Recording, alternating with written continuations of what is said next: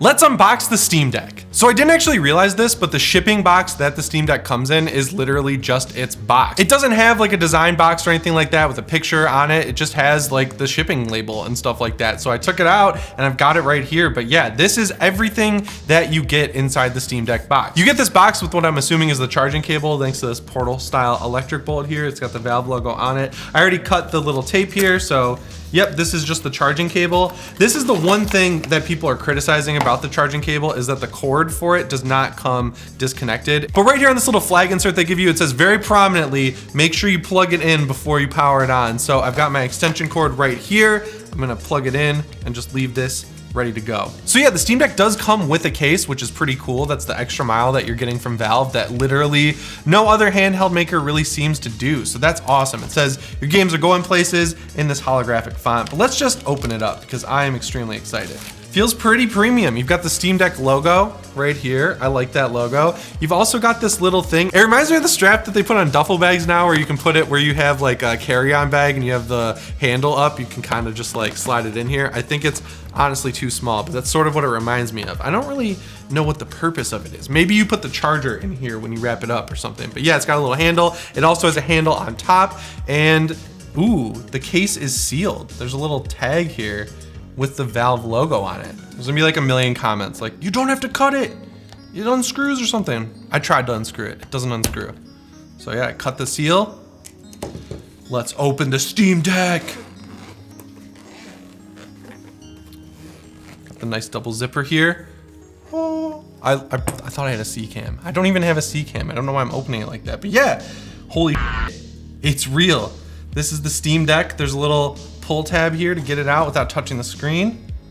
Oh man, this feels good in the hand. And right away, these back paddles, you gotta push hard to hit them. They're not gonna be accidentally hit. That's sweet. Button placement feels really good. Ooh, the click is really good. Yeah, you gotta give it some force to hit that click. And yeah, the D-pad feels nice too. Shoot, man. This is good, this is premium. I was nervous. I was like, man, it's gonna suck if I take this thing out of the box and it doesn't feel good in the hand and the buttons are all mushy, but no, they've got a satisfying click to them. I plugged it in and it turned on by itself. I didn't even hit the power button. I had the Steam controller, I got it when it came out. I thought it was cool, I like the concept of it, but when you hold that thing in your hand, it's very hollow feeling. The plastic on it feels cheap. This is an entirely different story, but it has all the stuff from the Steam controller. You've got the touchpads, you've got the thumbsticks, you've got the D-pad. It feels much better in the hand.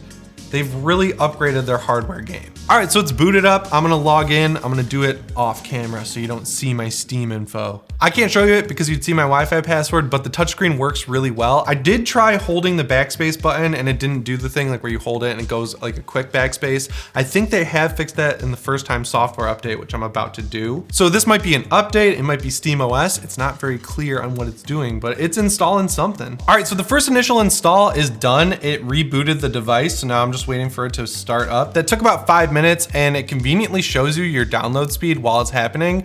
We were getting about 15 megabits a second down, which is decent. And it took, yeah, about 5-6 minutes to get set up. So you're gonna have a little bit of downtime while you get this thing turned on. All right, so this software update actually added haptic feedback to the keyboard. I wasn't sure if this screen was gonna be glass or plastic, but just from touching it, I'm pretty sure it's glass, and that's what's giving it this premium feel, especially when you compare it to even the Switch OLED. This feels a lot more premium, which is crazy because it's only $50 more. Right away, the very first game it has highlighted on my Steam Deck's home screen is Destiny 2, completely unplayable on this device because Bungie will ban you if you figure out a way to get it to work. So do not play Destiny 2 on the Steam Deck. God of War got the check mark, Days Gone, question mark, Jedi Fallen Order has the eye. I'm assuming it has the yellow eye because you need to install some version of EA's software, but this was one of the games they first showed off on the Steam Deck, so I'm gonna assume it works. Control Ultimate Edition, check mark. I am excited to play this game on the Steam Deck, and we've got Dead Cells. I'm just gonna go ahead and install this game because it's pretty small. And yeah, I hit install, it goes right away. All right, so in the performance menu, there's an advanced view, which I think everyone who gets a Steam Deck is going to have to check out. The first option there is limit frame rate to 30. I think that's a great inclusion since we've seen in the Digital Foundry video that a lot of the games they tested, you can run them at medium to high settings or PS4 console equivalent settings if you lock it to 30 and it plays great. All right, so I paused Dead Cells up here. This is the pause button. And then I can pull up the Steam overlay here and it just goes right into this Steam overlay menu. This is a big upgrade over the old Steam overlay, you know, the one that has the oldest browser of all time in it. I actually use that browser when I'm playing Destiny, doing exotic quests, and also when I want to use Discord without minimizing a game. You can go to the Discord like web interface and it works just fine, but this looks a lot better. I am noticing though that at first glance, there is no browser. Did they kill the Steam browser? I'll have to dig in more to find out, but this is pretty cool. And then on the right side, you hit the right button, you've got your friends come up right away. Got all the quick settings, I'll go over those really quick. You got brightness, you got volume, you got the microphone, game rumble, Steam haptics, and I am feeling haptics every time I use the touchpad here, which I didn't realize. I just intuitively went to the touchpad to do up and down. So the touchpad does work like a D-pad. That's kind of cool. And it's got a night mode, Bluetooth, Wi-Fi, you got toggles for everything. Performance, we've got scaling. These are all different forms of scaling. The top option is FSR. That is AMD's version of DLSS. It works pretty well in some games. It doesn't work so well in others. I wouldn't turn it on across the board, and Dead Cells definitely doesn't need it. This game is not a performance hog by any stretch. We've got Net RX, Net TX, that's up and down. We've got battery capacity, it's at 94.1%. Time to full, 14 minutes. Charging at 10.6 watts. And then just jumping right back into the game, everything works. And I think it's awesome that this touchpad works as a little D-pad. It's kind of crazy. And the screen, the brightness is good. You can definitely tell it's not an OLED screen, but it still looks really good. I've got the volume down to about a quarter now, and the fan is definitely overpowering the sound. That's fine because I'll definitely be playing on headphones or a louder volume, but yeah, the fan, you can definitely hear it, and it is very high pitched. I can see why people are complaining about that, but if that's the trade-off here, I am happy to deal with it. I mean, as far as I'm concerned, this is Dead Cells. It's running like Dead Cells. It looks great. It's playing great. My first impressions are extremely good. This is an awesome handheld device. And I gotta say, it's not that heavy. Like, I'm not gonna be playing it holding it over my head in bed or anything, but it feels just as good as that dummy mock-up model we had. Oh, my first death in Dead Cells. So we go to the top of this menu here. You can just, oh, it shows you the controls, which is pretty sweet. You can just exit the game. And there we go. And then right away, it's uploading to the Steam cloud. We've got the activity, it's showing what I did. My stuff, there's my achievements, my trading cards. Oh, they're really going all in on the community stuff with Steam finally. Community content, I'm assuming that's screenshots and fan art.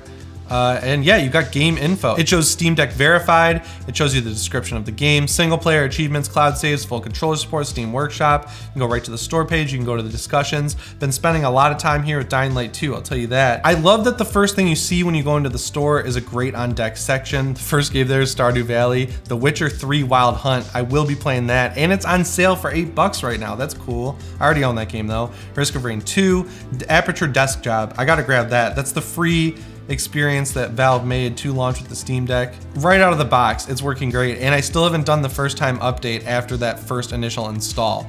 Got a media section that's showing all my screenshots. I just went to download Control and I was like, whoa, there's not enough storage out of the box on the actual hard drive. So that is a Nintendo Switch-like experience if you ask me. But yeah, this thing is awesome. My first impressions are really good. There's so much to dig into here, from the OS to how it runs games. I'm gonna do a more in-depth video later next week probably. I'm just gonna spend some time gaming on this thing. But yeah, if you have a Steam Deck pre-ordered, you should be excited. This thing is cool. It feels good in the hand. It feels premium. It's exactly what I expected it to be, and I had very high expectations for this. I've watched every video there is on YouTube about this device, so I feel like I kind of already know it, and there's still a ton of new things that I haven't even dug into yet. I'm excited. This is cool, and if you have a pre-order, do not cancel it. Make sure you grab that deck, because this thing is awesome. I know these things are super hard to get your hands on, so if you have any questions or you want me to go into anything with the OS or see how a specific game runs, let me know down in the comments below. And remember to subscribe and set your notifications to all, because I might be doing a giveaway here in the future. Anyway guys, that's all I have for today on the Steam Deck. So as always, my name is Jimmy Champagne. I'll see you in the next one. Shape on.